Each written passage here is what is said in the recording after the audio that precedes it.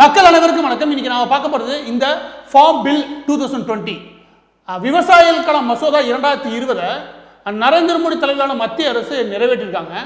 இந்த மசோதா சொல்லக்கூடிய விஷயம் என்ன, இந்த மசோதாவை எதற்காக கொண்டு வந்தாங்க, இந்த விஷயத்தை இன்னைக்கு நாம பார்க்க போறோம்.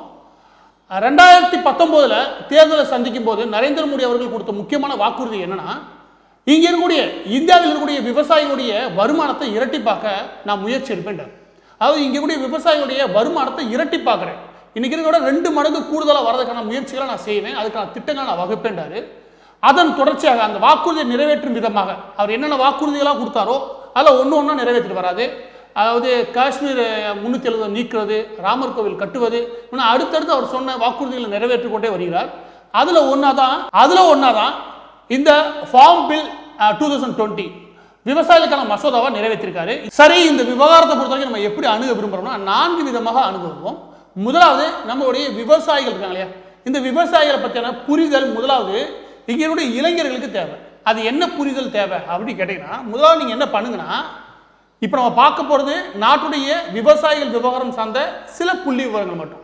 அது என்ன, முதலாவது நீங்கள் தெரிஞ்சுக்க வேண்டியது இந்த வெப்சைட் போய்க்கோங்க. இது என்னன்னா, நாட்டில் அந்த மக்கள் தொகை கணக்கெடுப்பு இருக்கு இல்லையா, அதே மாதிரி விவசாயிகள் கணக்கெடுப்புன்னு ஒன்று இருக்குது. அந்த கணக்கெடுப்பு நடத்துவாங்க. கடைசியாக 2015-2016 அந்த கணக்கெடுப்பு நடத்திருக்காங்க. அந்த கணக்கெடுப்புடைய விவரம், அந்த கணக்கெடுப்பு சம்மந்தப்பட்ட விஷயங்களை இந்த வெப்சைட்டில் பார்த்துக்கோங்க. இதில் என்ன ஒரு உண்மை உங்களுக்கு கிடைக்கும் அப்படின்னா, 10 விதமாக பிரிச்சிருப்பாங்க விவசாயிகள். 1/2 ஏக்கருக்கு கீழே வச்சுருக்கவங்க, 1 ஏக்கர்லேருந்து 1/2 ஏக்கர் வச்சுருக்கவங்க, 2 ஏக்கர்லேருந்து 3 ஏக்கர் வச்சுருக்கவங்க, 4 ஏக்கர்லேருந்து 5 ஏக்கர் வச்சுருக்கவங்க, 5 ஏக்கருக்கு மேலே வச்சுருக்கவங்க, 20 ஏக்கருக்கு மேலே வச்சுருக்கவங்க, 5 ஏக்கர்லேருந்து 10 ஏக்கர் வச்சுருக்கவங்க, இப்படின்னு தனித்தனியாக பிரிச்சிருப்பாங்க.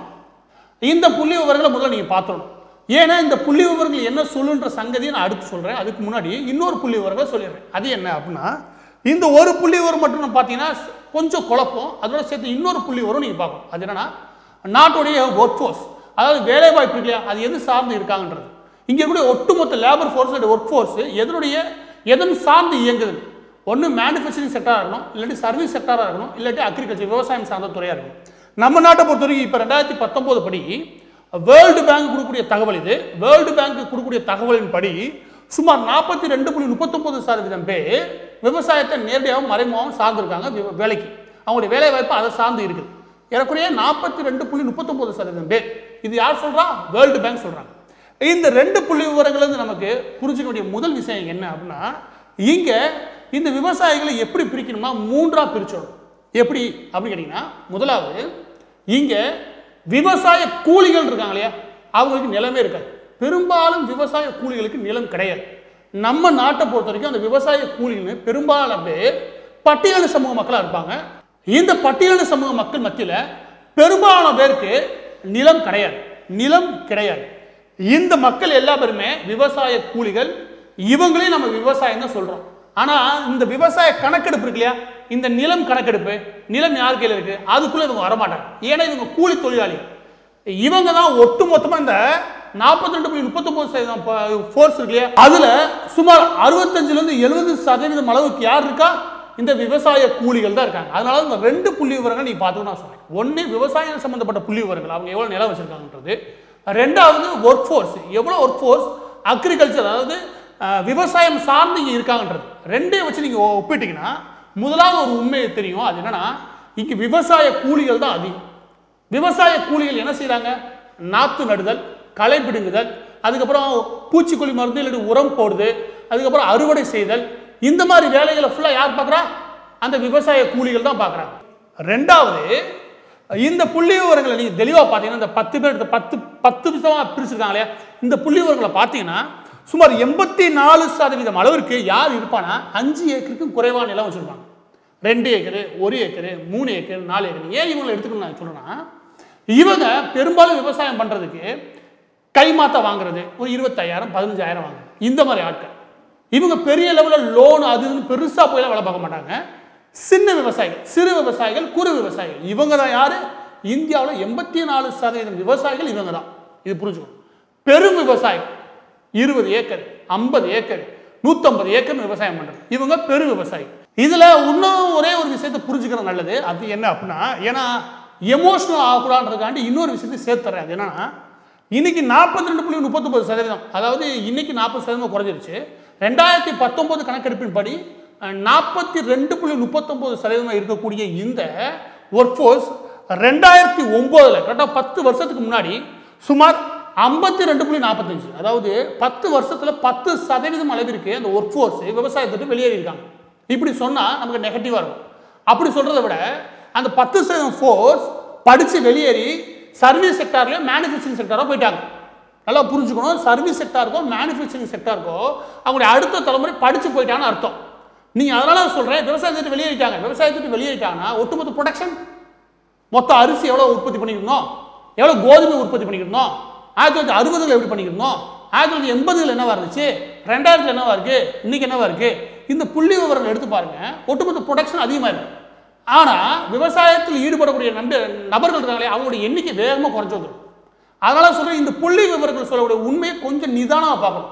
விவசாயம் எடுத்தாலே மிகவும் கத்தி போல விஷயம் எடுத்து பேசினாலே நம்ம மேல நெகட்டிவா எதிர்மறை சிந்தனை ஈஸியாக கொண்டு வர முடியும். ஏன்னா அது வந்து நம்ம எப்பவுமே ஒரு எமோஷனலாக பார்த்து பழகிட்டோம். நான் எமோஷனலை தாண்டி கொஞ்சம் ஆய்வுக்கு உட்படுத்துங்க நான் சொல்றேன், அவ்வளவுதான்.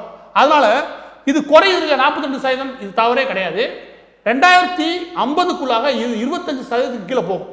இது எல்லா ஆய்வாளருடைய எதிர்பார்ப்பு. அந்த 25% போகுதுன்னா வேலை வாய்ப்பின்மை ஆகிறது கிடையாது. அவங்க சர்வீஸ் செக்டாருக்கோ மேனுஃபேக்சரிங் செக்டாருக்கோ போயிடுவாங்க.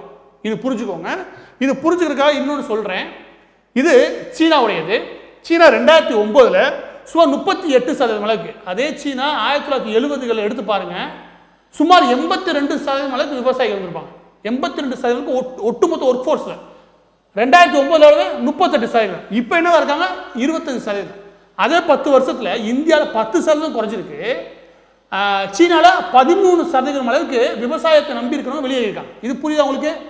அதனால இது உலகம் முழுவதும் நடக்கக்கூடிய யதார்த்தமான உண்மை. நீங்க யூஎஸ் போல இல்லாட்டி யூகே, ஐரோப்பிய நாடுகள் இதெல்லாம் எடுத்து பார்த்தா கூட விவசாயத்தை நேரடியாக நம்பி இருக்கக்கூடிய அந்த ஒர்க் ஃபோர்ஸ் இருக்கு, அது 2%, 1%, 2.5% தான் இருப்பாங்க.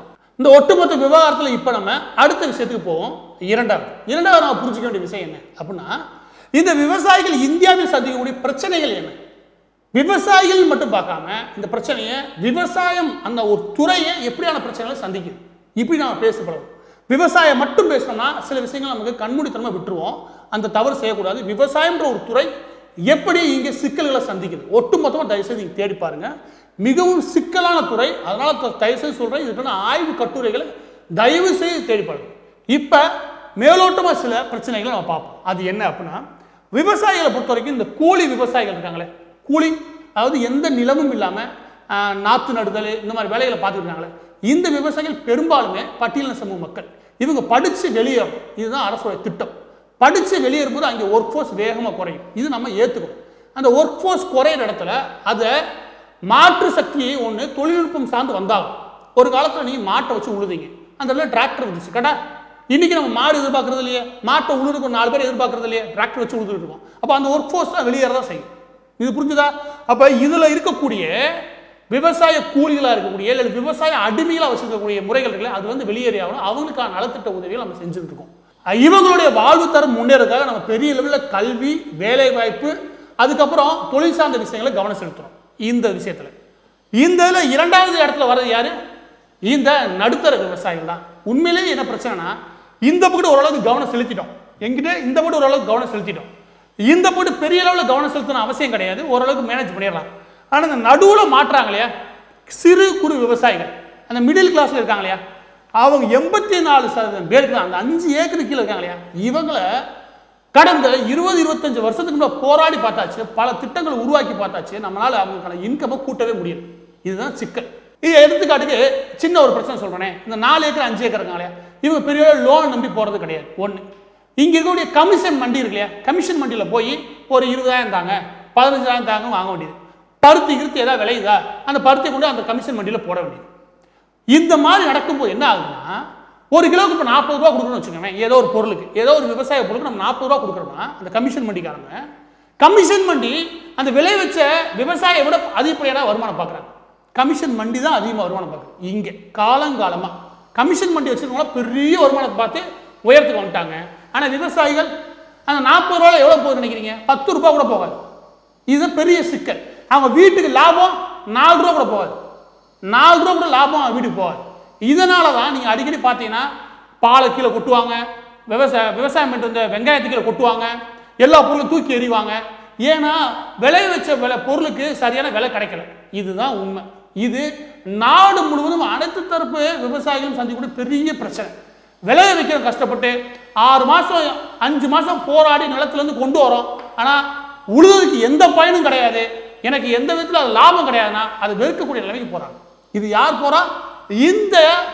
இந்த தரப்பு, அதாவது சிறு குறு விவசாயிகள். இவங்க தான் பெரிய லெவலில் அடிபடுறது. அதுக்காக பெரிய விவசாயிகள் அடிபடலன்னு சொல்லலை, ஆனால் இவங்க தான் அதில் பெரிய லெவலில் நசுக்கப்படுறாங்க. இது மட்டும் பிரச்சனை கிடையாது, இதுதான் நம்ம கூடுதலாக கவனிக்க வேண்டியது. நான் இப்போ விவசாயிகள் பிரச்சனை மட்டும் சொல்லிக்கிறேன் கேட்டால், இப்போ நாடு சந்தை கூட இன்னும் சில பிரச்சனைகள் இருக்குது. அதாவது விவசாயத்துறையினாலேயே நாட்டில் பெரிய லெவலில் இந்த நீர்வளத்தை பயன்படுத்துறது யாருன்னா விவசாயத்துறை தான். ஏறக்குறைய 85% மேலான விவசாயத்துக்கான நீரை விவசாயத்துக்காக தான் நம்ம எடுத்துக்கிட்டு. மற்ற துறைகள் இண்டஸ்ட்ரியல் எவ்வளோ எடுக்கிறாங்க, இண்டஸ்ட்ரீஸ் எவ்வளோ எடுக்கிறாங்க, வீட்டுக்கு தேவையானது எவ்வளோ செலவழிக்கிறோம், அதெல்லாம் தனியாக வச்சுக்கோங்க. விவசாயம் தான் ஏறக்குறைய 85% தண்ணீரை பயன்படுத்துகிறாங்க. இப்போ அப்படி இருக்கும்போது நாட்டில் உலகளாவே இருக்கக்கூடிய அனைத்து ஆய்வாளர்கள் என்ன சொல்கிறாங்கன்னா, நாட்டில் நிலத்தடி நீர் இருக்கு இல்லையா, அதை சரியாக மேனேஜ் பண்ணி பழகிக்கோங்க. நிலத்தடி நீரோட ஒவ்வொரு சொட்டையும் சரியாக கணக்கிட்டு அதில் கொஞ்சம் அதிக கவனம் தேவைன்றாங்க. இப்போ எடுத்துக்காட்டுக்கு நீங்கள் இந்த சென்சஸ் போய்க்குங்க, அதாவது நாட்டுடைய கிரவுண்ட் வாட்டர் இருக்கு இல்லையா, இந்த கிரவுண்ட் வாட்டருக்கான புள்ளி விவரங்களை மத்திய அரசு கடந்த 5 வருஷத்தில் மானிட்டரிங் சிஸ்டத்தை உருவாக்கியிருக்காங்க. நீங்கள் அதை எடுத்து பார்க்கலாம், இன்னைக்கு ஆன்லைனில் கிடைக்கும். அப்படி பார்த்தீங்கன்னா எடுத்துக்காட்டுக்கு நான் ஒரு கிரவுண்ட் வாட்டர் லெவலில் மட்டும் சொல்கிறேனே, தமிழ்நாட்டில் இப்போ திருவண்ணாமலை டிஸ்ட்ரிக்டை மட்டும் நம்ம எடுப்போம். திருவண்ணாமலை டிஸ்ட்ரிக்டில் மட்டும் எப்படி இருக்குது அந்த கிரவுண்ட் வாட்டர், எந்த அளவுக்கு வீழ்ச்சியை சந்திக்குது, எதனால் வீழ்ச்சி சந்திக்குது, அந்த கிரவுண்ட் வாட்டரோட தன்மை எப்படி இருக்குது, அது ரீஃபில்லிங் கெப்பாசிட்டி எப்படி இருக்குது, அதில் இருக்கக்கூடிய அந்த கெமிக்கல் அளவு இருக்கு இல்லையா, அதில் எந்த அளவுக்கு இருக்குது, இது எல்லாத்தையும் முழுமையாக ஆய்வு பண்ணுறாங்க மத்திய அரசு. இது எதுக்கு நினைக்கிறீங்கன்னா, அந்த கிரவுண்ட் வாட்டர் இருக்குல்ல அதை பாதுகாத்தாங்க. அதற்கேற்றாப்புல அனைத்து தரப்பு துறைகளையுமே சரி பண்ணி ஆகும். அதாவது விவசாயம் தொட்டு அனைத்து துறையுமே, அதாவது அங்கிருந்த தொழிற்சாலைகள் மட்டும் கிடையாது. எடுத்துக்காட்டுக்கு ஒரு தோல் தொழிற்சாலை இருக்குன்னு வச்சுக்கோங்க, அந்த தொழிற்சாலைகளையும் முறையான நம்ம பாலிசியை மாற்றி ஆக வேண்டியிருக்குது. இல்லைன்னு வச்சுக்கோங்க, எதிர்வரும் சந்ததிக்கு இங்கே நிலத்தில் எந்த தண்ணி இல்லாமல் பாலைவனமாக மாறிடும். அதனால நிலத்தடி நீரை பாதுகாக்கிறதுக்கான வேலைகளை ரொம்ப தீவிரமாக இறங்கியிருக்காங்க. அதுக்கு அனைத்து துறைகளிலுமே இவங்க அதிகப்படியான கவனம் செலுத்துறாங்க. இது ஒரு பிரச்சனை. ரெண்டாவது, பொருள் விளைஞ்சு சந்தைக்கு வந்துருச்சு, சந்தையிலே வேஸ்ட் ஆகுது. சந்தையிலே அவ்வளோ வேஸ்டேஜ் நடக்குது. நம்ம நாட்டுடைய கணக்கெடுப்பு 17% அளவுக்கு வேஸ்டேஜ் நடக்குறாங்க. ஆனால் யூஎன் கீழே வரக்கூடிய ஃபுட் அண்ட் அக்ரிகல்ச்சர் ஆர்கனைசேஷன் போன்ற அமைப்புகள் என்ன சொல்றாங்கன்னா, சுமார் 40% அளவுக்கு இந்தியாவில் இந்த ஃபுட் வேஸ்டே ஆகுது. இதை முறைப்படுத்தினாலே இந்தியா பெரிய அளவில் முன்னேற முடியுன்றாங்க. அப்போ இங்கே வேஸ்டேஜ் நடக்குது. இன்னொரு பெரிய பிரச்சனை, பொருள் விலையை வச்சு கஷ்டப்பட்டு வந்துச்சுன்னா சந்தையிலே வேஸ்ட் ஆகுது. இது இன்னொரு பெரிய பிரச்சனை. அதுக்கடுத்து இன்னொரு பிரச்சனை ஒன்று இருக்குது. அது என்னன்னா, வந்த பொருள் ஏற்றுமதி ஆகுது இல்லையா, இதுவும் தப்பு. ரா மெட்டீரியலாகவே ஏற்றுமதி ஆகும். தக்காளியாவே ஏற்றுமதி ஆகும். தக்காளி சாசாவோ மாறி ஏற்றுமதி ஆச்சுன்னு வச்சுக்கோங்க, அது நல்லது. அது ப்ராடக்டாக மாறணும். ஒரு பொருள், ஒரு விவசாய பொருள் ரா மெட்டீரியலாக வெளியே போகிறத விட அது ஒரு ப்ராடக்டாக மாதிரி வெளியே பொறிச்சு வச்சுக்கோங்க, அது விவசாயிகளுக்கு இரட்டிப்பில் 3 மடங்கு அதிகப்படியான வருமானத்தை கொடுக்குற வாய்ப்புகள் உண்டு.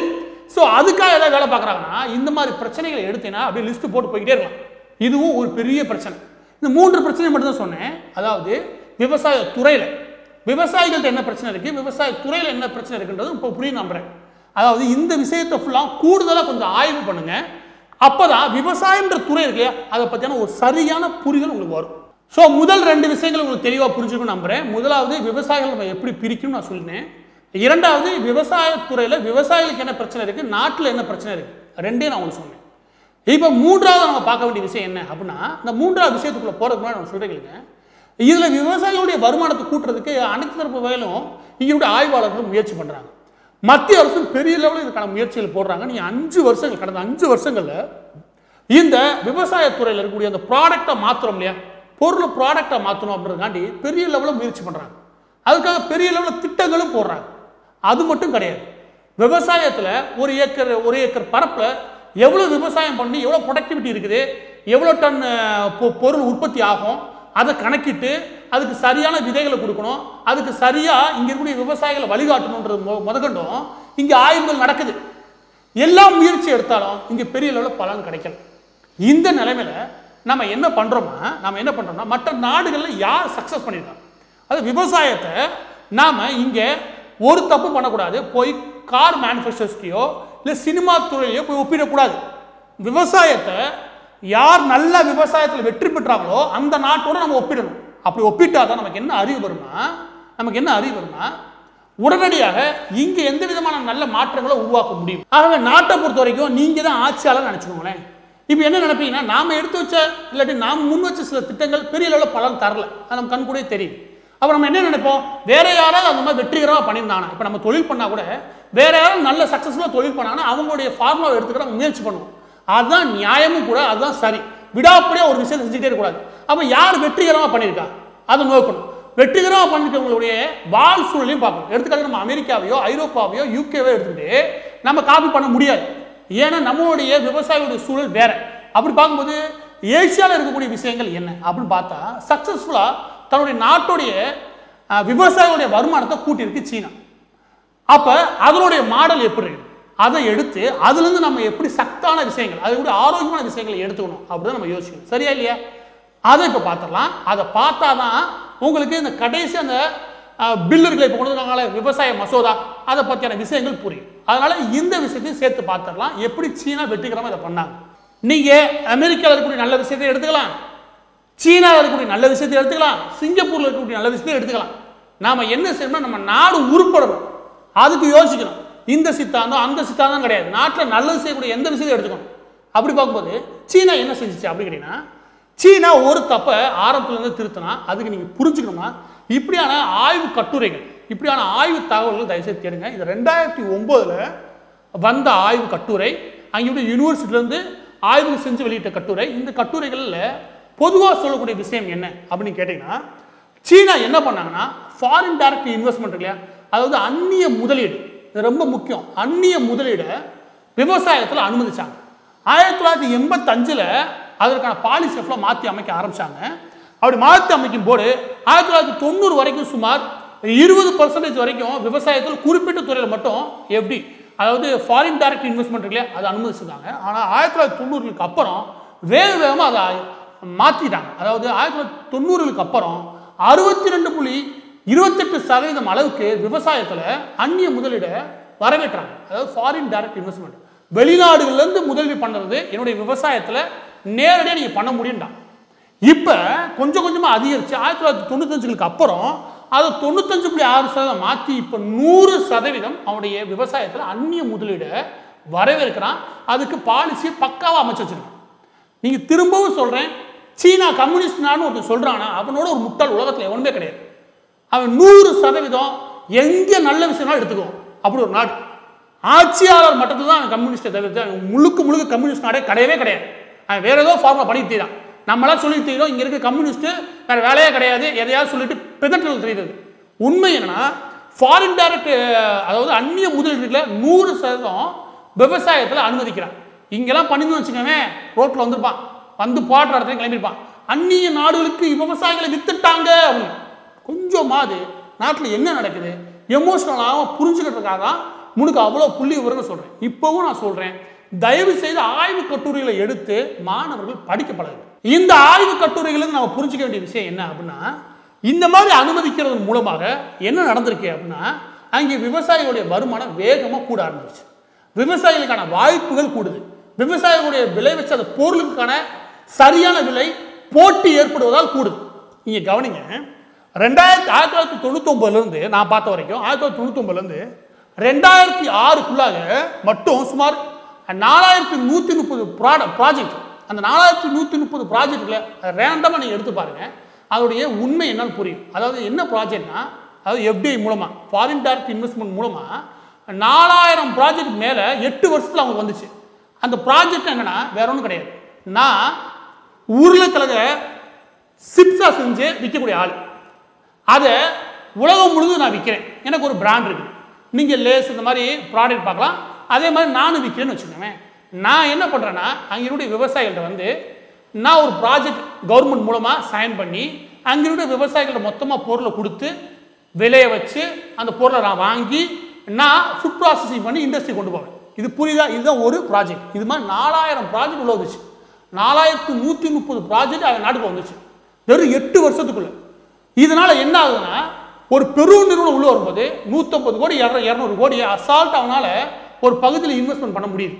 அவர் பண்ணும்போது என்ன ஆகுதுன்னா விவசாயிகளுக்கும் அந்த நிறுவனங்களுக்குமான இடையில இருக்கு இல்லையா அந்த பாலிசி மேக்கிங் அதை தான் அரசு பண்ணும். அரசோட வேலை ரெண்டு பேருக்கும் எந்த இடத்துலையும் கான்ஃப்ளிக்ட் வரக்கூடாது.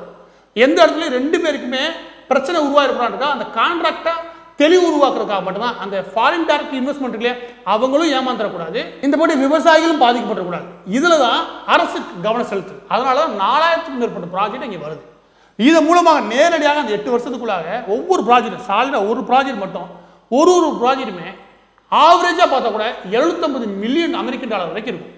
இதனால தான் வேகமாக அந்த நாட்டில் ஃபாரின் டைரக்ட் இன்வெஸ்ட்மெண்ட் இருக்கு இல்லையா அதாவது ஃபாரின் டைரக்ட் அந்நிய முதலீடுகள் அது எந்த அளவுக்கு வேகமாக வளர்ந்துச்சோ அந்த அளவுக்கு விவசாயமும் வளர்ந்துடும். ஒட்டுமொத்த எஃப்டிஐயில் சுமார் 6-8% அளவுக்கு அங்கே விவசாயத்துறையில் போய் இன்வெஸ்ட்மெண்ட் பண்ணாங்க. அரசும் தீவிரமாக அதை வேலை பார்த்துச்சு. அதன் மூலமாக நீங்கள் எடுத்து பார்த்தீங்கன்னா அந்த நாட்டுடைய விவசாயிகளுடைய வருமானம் இருக்கு இல்லையா தனிநபர் வருமானம் அது வேகமாக கூடுச்சு. அவங்க நம்ம நாட்டு விவசாயிகளோட ஒரு குறைஞ்சது 3 மடங்கு அதிக வருமானம் பார்க்குறாங்க. அதுக்கு காரணம் இப்போ நான் சொன்னேன் இல்லையா அந்நிய முதலீடுகளை சரியாக அவங்க நிர்வாகம் பண்ணதான் காரணம். இப்போ நான் சொன்ன புள்ளி விவரங்கள் இருக்கு இல்லையா இது நீங்கள் என்ன பண்ணுங்கன்னா அந்த நாட்டுடைய அரசு வெளியிடைய புள்ளி விவரங்களுக்கு இடையில தேடுங்க. அங்கேயே உங்களுக்கு இதை பற்றியான உண்மையான தகவல் எல்லாமே கிடைக்கும். அதில் கூடுதலாக சொல்ல வேண்டிய விஷயம் என்னன்னா இந்த மாதிரி நடக்கும்போது குறைகளும் இருந்துச்சு. குறைகளே இல்லாமல் சீனாவில் இந்த திட்டத்தை சக்ஸஸ் பண்ணுச்சு அப்படிலாம் கிடையவே. இன்னைக்கும் இந்த துறையை பொறுத்த வரைக்கும் இந்த திட்டத்தை பொறுத்த வரைக்கும் குறைகள் இருக்கு. அரசுடைய எந்த திட்டங்களாக வேணா இருந்து போதே நிச்சயம் குறைகள் இருக்கு. அந்த குறைகளை கொஞ்சம் கொஞ்சமாக களை எடுத்து அதை சரி பண்ணுறது அரசுடைய வேலை. அதனால அந்த திட்டத்தையே தூக்கி எறிகிறது கிடையாது வேலை. புரிஞ்சுதா? அதனால் நீங்கள் இதுலேருந்து என்ன புரிஞ்சுக்க முடியுது அந்நிய முதலீடுகளை சரியாக நிர்வாகம் பண்ண தெரியணும். இதில் விவசாயிகளுக்கு சரியான விலை கிடைக்கிறதுக்கான அனைத்து விதமான வாய்ப்புகளை உருவாக்க பழகணும். இந்த சீனாவுடைய இந்த முயற்சி தான் நம்ம தெரிஞ்சுக்க வேண்டிய முக்கியமான பாடம் இது. என்னன்னா நான்காவது என்னன்னா இப்போ விஷயத்துக்குள்ள வருவோம். இந்த 2020 விவசாயிகள் மசோதா இருக்கு இல்லையா புதிய விவசாயிகள் மசோதா இதை நரேந்திர மோடி அவர்கள் தலைமையிலான அரசு எதற்கு கொண்டு வருது அதன் நோக்கம் என்ன சொல்றாங்க அப்படின்னா 2 தான். ஒரு பக்கத்து இங்கே புத்திசாலித்தனமாக விவசாயம் நடக்கணும், அதற்கான முன்னேற்றங்களை உருவாக்கி ஆகணும், அதற்கான தொழில்நுட்பங்கள் இங்கே வளர்ந்தாகணும், அதுக்கான அனைத்து விதமான டெக்னாலஜி உள்ள வந்தாகணும். அனைத்து விதமான டெக்னாலஜினா ஒரு காலத்தில் நீங்கள் சொன்ன இல்லையா மாடுகளை வச்சு உழுதுட்டு இருந்தோம், அப்போ டிராக்டர் வந்துச்சு இல்லையா அது மட்டும் தொழில்நுட்பம் கிடையாது. இங்கே பல்வேறு வகையில் தொழில்நுட்பங்கள் முன்னேறிடுச்சு. சென்சாரில் ஆரம்பிச்சு ஏகப்பட்ட சென்சார் விவசாயத்துக்கு மட்டும் வந்துருச்சு. அந்த உரங்கள் போடுறதுல ஆரம்பிச்சு பூச்சி மருந்து துளிக்கிற வரைக்கும். ஸோ விவசாயத்தில் இந்த ட்ரோனில் ஆரம்பிச்சு நீங்கள் இந்த நிலத்தடி நீர்களை கண்காணிக்கிற சென்சார் வரைக்கும் ஏகப்பட்டது வந்துடுச்சு. இந்த மாதிரி விஷயங்கள்லாம் எடுத்து விவசாயத்தோட அடாப்ட் பண்ணி அவங்க ஒரு புத்திசாலித்தனமான விவசாய சூழலை உருவாக்கணும் இந்த துறைக்கே ஃபர்ஸ்ட். அப்போதான் நாடு நல்லா இருக்கும் நீண்ட காலத்துக்கு. அது யோசிக்கிறாங்க. இன்னொரு பக்கத்து இங்கே இருக்கக்கூடிய விவசாயிகளுடைய வருமானம் இருக்கு இல்லையா அதை இரட்டிப்பாக்கும். இந்த 2 தான் அரசோட நோக்கம். விவசாயியோட வருமானத்தை இரட்டிப்பாக்குறது நோக்கம்னா இன்னொரு பக்கத்து அதை புத்திசாலித்தனமாக இந்த நாட்டுடைய நீண்ட கால நலனுக்கும் நம்ம யோசிக்கணும். அதை புத்திசாலித்தனமாக தொழில்நுட்பத்தையும் உள்ள வச்சு நம்ம யோசிக்கணும் அப்படின்னு அரசு யோசிக்கணும். இப்போ இதற்காக தான் இந்த பில்லை கொண்டு வராங்க. இந்த பில்லை 3 விதமான விஷயங்களை அணுகுறாங்க. இந்த விவசாயத்துறை எப்படின்னா மார்க்கெட், அதாவது விவசாயிகள் விளைய வச்ச பொருளுக்கு மார்க்கெட் முதல்ல சந்தைக்கு வருது இல்லையா அந்த சந்தையை ஒட்டு மொத்தமாக ஒரு ஃப்ரீடம் உருவாக்கும். அதுக்கு ஒன்று. 2வது விவசாயிகளுடன் நான் சொன்னல இப்போ அதாவது சீனாவில் கான்ட்ராக்ட் பேஸில் உருவாச்சு இல்லையா அந்த மாதிரி ஒரு பாலிசி எப்படி உருவாக்கணும், அந்த பாலிசி உருவாக்குறது மூலமாக என்ன விதமான நன்மைகளை உருவாகும், அதில் கூட சிக்கல்கள் என்ன அதை உருவாக்குறாங்க. 3வது இங்கே இருக்கக்கூடிய ஒட்டுமொத்த ஃப்ரேம் ஒர்க் இருக்கு இல்லையா நாட்டில் இப்போ இருக்கக்கூடிய ஸ்ட்ரக்சர் ஒட்டுமொத்த ஃப்ரேம் ஒர்க் அதை மாற்றி அமைச்சு எப்படி ஃபாரின் டைரக்ட் இன்வெஸ்ட்மெண்ட் அதாவது அந்நிய முதலீடுகளை கொண்டு வரதுக்கு என்ன விதமான பாலிசிஸை உருவாக்கணும், அவங்க பயமில்லாம உள்ள வர்றதுக்கு என்ன விதமான நடவடிக்கை நம்ம மேற்கொள்ளணும். இதுதான் இந்த 3 விஷயம் தான் இந்த பில்லுக்குள்ள வருது. இதில் முதலாவது நம்ம சொன்ன மாதிரி முதலாவது என்ன சொல்ல வராங்க அப்படின்னா இந்த மார்க்கெட் இருக்கு இல்லையா இது ஒட்டுமொத்தமாக ஃப்ரீடம் ஆகணும், இதில் அதிகப்படியான போட்டியை உருவாக்கணும். இது அரசு நினைக்குது.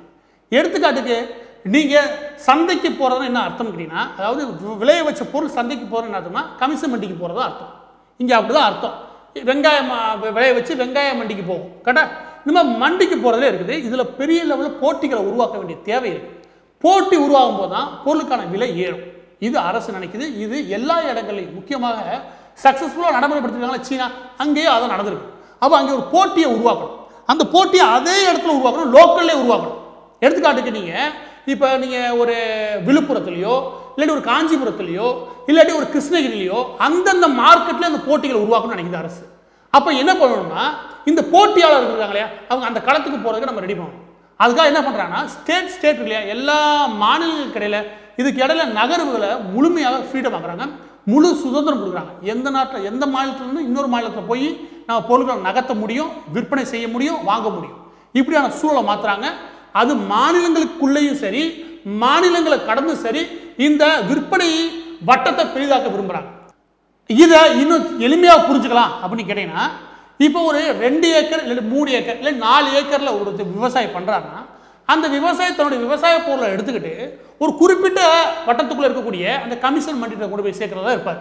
ஏன்னா அதை தாண்டி அவர் போகிறான்னு வச்சுக்கோங்க, டிரான்ஸ்போர்ட்டேஷன் காஸ்ட்டும் ஒன்று இருக்கு இல்லையா, அதாவது போக்குவரத்து அந்த சரக்கை நகர்த்துறதுக்கு அதுக்கு பெரிய லெவலில் செலவாகும். அந்த செலவின் மூலமாக அவர் அதை விளைய வச்ச காசு இருக்கு இல்லையா, அது பெரிய வருமானம் இல்லாமல் போயிடும். அதுக்கு பயந்துக்கிட்டு அவர் என்ன பண்ணுறாருன்னா ஒரு குறிப்பிட்ட வட்டத்திலேயே அதை விற்பனை செய்ய விரும்புகிறார். இங்கே என்ன நடக்குதுன்னு கேட்டீங்கன்னா, இந்த பதுக்கல்காரர்கள் இல்லை பெரும் வியாபாரிகள் இல்லை பெரிய விவசாயிகள் என்ன பண்ணுறாங்கன்னா இவங்க எல்லாம் ஒரு சங்கமாக கூடிக்கிட்டு இந்த பொருளுக்கு இன்னதான் விலைன்னு முன்கூட்டியே நிர்ணயம் பண்ணக்கூடிய வேலை நடக்குது. இந்தியாவில் அந்த வேலை நடக்குது. அதனாலேயே விளைய வச்ச பொருளுக்கு சரியான விலை கிடைக்கிறது இல்லை. இந்த பிரச்சனை இங்கே கள்ள மார்க்கெட்டில் பெரிய லெவலில் நடக்குது. இதை கட்டுப்படுத்தவும் முடியல, பெரிய லெவலில் நம்மளால நிர்வாகம் பண்ண முடியல. அப்போ அரசு போய் அதை கட்டுப்படுத்த முடியாத நிலைமையில என்ன பண்ண விரும்புதுன்னா கட்டுப்படுத்துறத விட சுதந்திரமாக்கி போட்டியாளர்கள் அதிகப்படுத்திட்டா அது பிரச்சனையே கிடையாது. ஒரு இடத்துல 10 கமிஷன் மண்டி 2 பெரிய வியாபாரி இவங்களாம் சேர்ந்துட்டு கட்டுப்படுத்துறாங்கன்னா அங்கே கூடுதலாக 30 பேர் போனான்னு வச்சுக்கோங்க, போட்டி அதிகரிக்க போது போட்டி அதிகரிக்க விரும்புகிறாங்க. அதுதான் முதல் தரத்திலேயே அவங்க செய்ய விரும்புகிற விஷயம். இந்த பில் மூலமாக ஒட்டுமொத்தமாக நாடு முழுவதும் முழு சுதந்திரம் கிடைக்குது.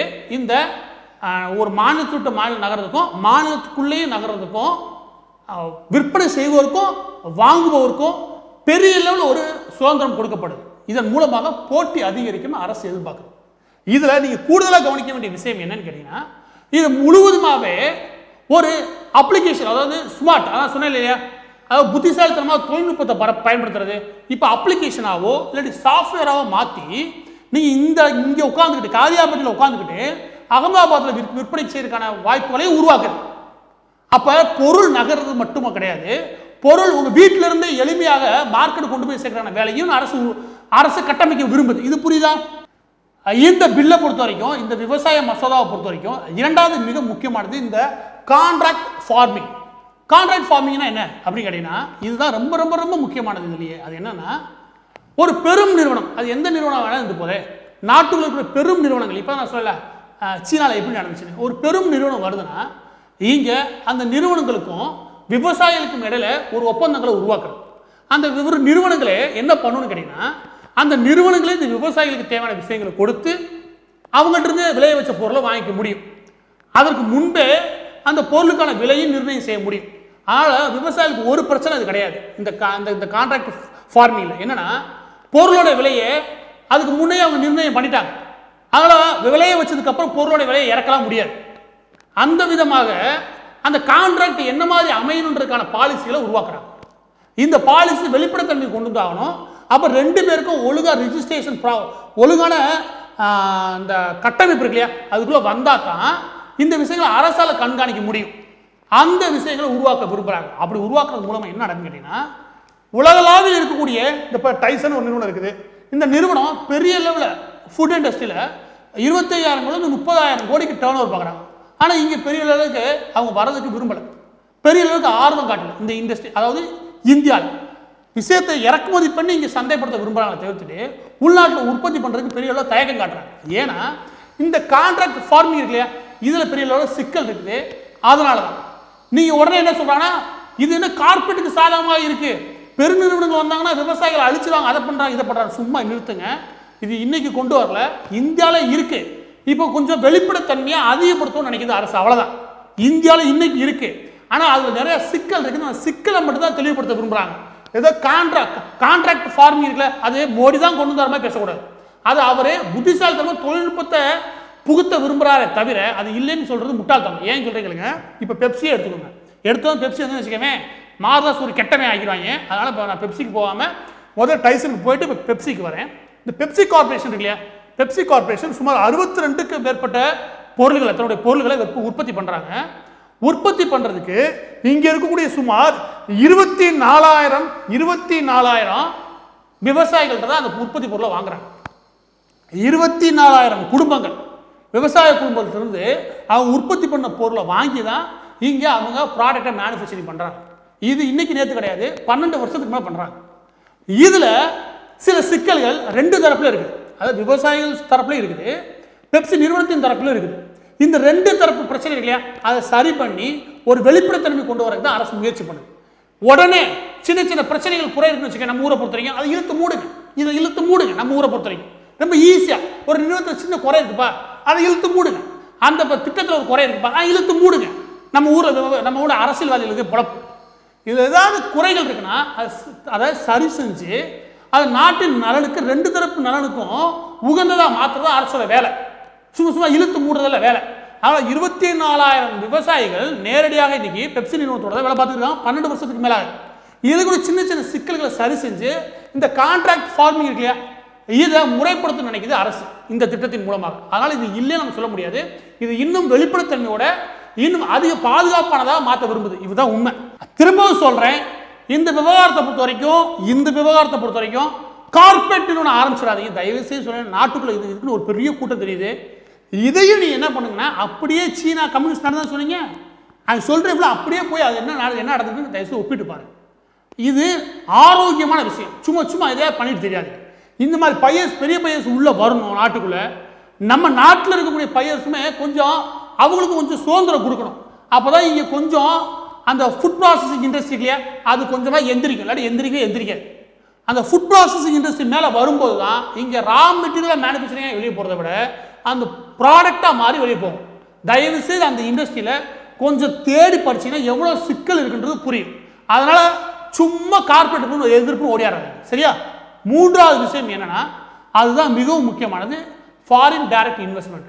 அதாவது முதல் 2 இடங்கள் என்ன பண்றாங்க இந்த திட்டத்தின் மூலமாக, முதலாவது கமிஷன் மண்டி இடத்துல அந்த இடத்துலயே லோக்கல்லையே போட்டியை உருவாக்க முயற்சி பண்றாங்க. ரெண்டாவது பெரு நிறுவனங்களுடன் அங்கே இருக்கக்கூடிய சிறு விவசாயிகள் எந்த விதமான கான்ட்ராக்ட் பேஸ்ல ஒர்க் பண்ணணும் அந்த பாலிசிகளை உருவாக்குறாங்க. மூன்றாவது வெளிநாடுகள்ல இருந்து வந்துட்டாங்களே, வெளிநாடுகள்ல இருந்து வரக்கூடிய நிதிகள் இருக்கு இல்லையா, அவங்களுக்கு இங்க பயம் இல்லாம இன்வெஸ்ட்மெண்ட் பண்றதுக்கு என்ன விதமான பாலிசிகளை மாற்றி அமைக்கப்படும் அதை உருவாக்குறாங்க. அது மட்டுமே கிடையாது, இங்க இந்த வேஸ்டேஜ் நடக்குது இல்லையா, அது எதனாலனா இங்க குளிரூட்டும் கிடங்குகள் இருக்கு இல்லையா, அது கிடையாது.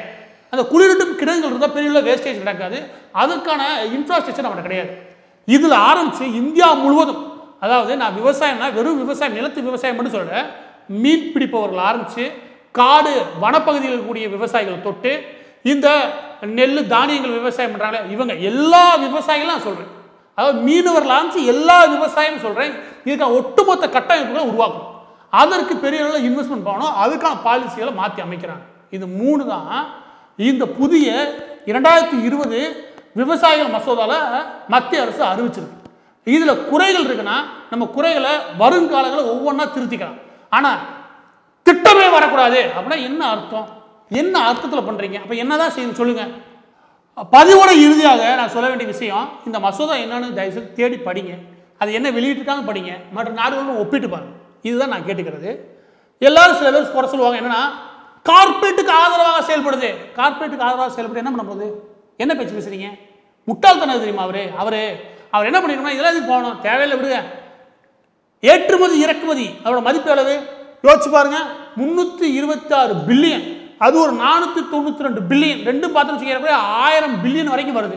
1000 பில்லியன் வர வரைக்கும் இடத்துல நம்ம திராவிட கட்சிகள் இருக்கு இல்லையா, ஆனால் கருணாநிதி அவர்களுடைய குடும்பம் மாதிரி என்ன பண்ணணும்னா ஒரு குறிப்பிட்ட பர்சன்டேஜ் வாங்கிக்க வேண்டியதானே. இவரும் பிழைக்க தெரிஞ்ச மனுஷன் வச்சுக்கவேன். இந்த மாதிரி சட்டங்களை கொண்டு வரதுல ஆர்வம் காட்டுறதை விட ஏற்றுமதி இறக்குமதி இருக்கு இல்லையா, அதை செய்யக்கூடிய நிறுவனங்கள்லேருந்து ஒரு 1% 1/2% வாங்கினா கூட வருஷத்துக்கு 1000 கோடி சொத்து சேர்க்கலாம். அவர் அதை விட்டுப்படி இந்த மாதிரி திட்டங்களை கொண்டு வந்துட்டு தெரியல. இவருக்கு என்ன செஞ்சுக்கணும்னா நம்ம திராவிட அரசியல்வாதி மாதிரி கண்டுக்கலாம் விட்டுருக்கணும். விட்டுட்டு இந்த மாதிரி கலெக்ஷனையும் கமிஷனையும் அவர் பார்த்துருக்கணும். பார்த்துருந்தானா அவர் வீட்டுக்கு ஒரு 1000 கோடி 2000 கோடி சம்பாதிச்சிருப்பார். அவர் வீடு இப்போ நம்ம மிடில் கிளாஸில் இருக்கு. அதாவது 20 வருஷமா முதல்வராகவும் பிரதமராகவும் இருந்த ஒரு மனுஷன் குடும்பம் மிடில் கிளாஸாக இருக்குது. அவரை போய்கிட்டு நீங்கள் கார்பரேட் எதிர்ப்புன்னு சொல்கிறது ஏதாவது நியாயம் இருக்குதா? ஏதாவது அடிப்படையில் இந்த குற்றச்சாட்டு ஒரு தர்மமும் இருக்கா? அதனால் சும்மா இந்த மாதிரி வெறுப்பு பிரச்சாரத்துக்குலாம் போகாதீங்க.